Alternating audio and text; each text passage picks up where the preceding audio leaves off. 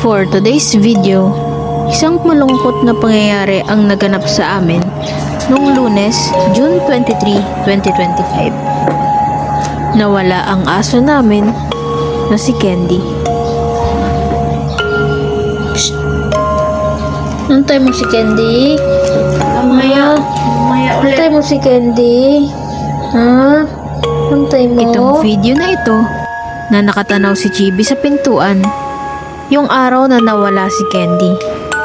Napansin namin si Chibi na laging nakatanaw sa labas na tila may hinihintay.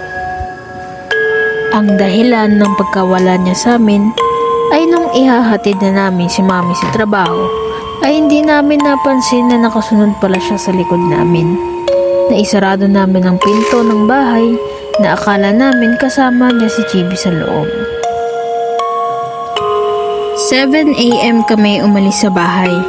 Nakabalik kami mga around 10 AM na kasi may binili pa kami sa labas bago umuwi.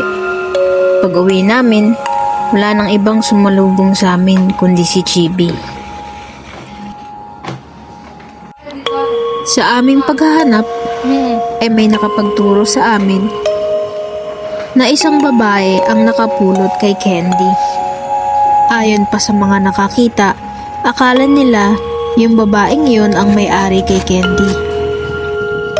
May hinatid raw na bata yung babaeng nakapulot kay Candy doon sa Karuhatan West Elementary School.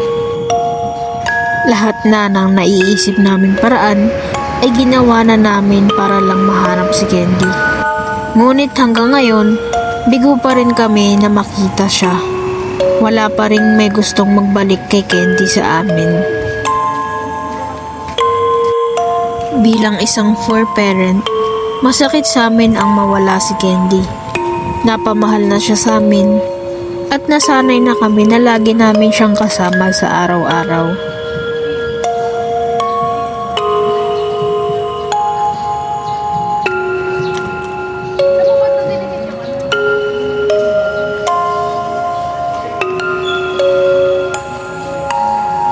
Kung nakakaintindi man si Candy, ang nais namin sabihin sa'yo, namimiss ka na namin. Walang araw na hindi ka namin iniisip at inaalala. Ngayong alam namin na ikaw ay buntis at may sakit pa. At para po sa nakapulot kay Candy, hanggang ngayon po ay umaasa po kami na mababalik pa po siya sa amin. Sana po isang araw ay magbago po ang isip ninyo at maisip niyo pong maibalik siya sa amin. Hanggang ngayon po ay nangungulila ang aming pamilya sa pagkawala ni Candy sa amin. Kaya kahit na marami nagsasabi na malabo na namin siyang makita, ay matyaga pa rin na nagpupunta si Jennifer sa may school tuwing pasukan at uwian ng mga bata.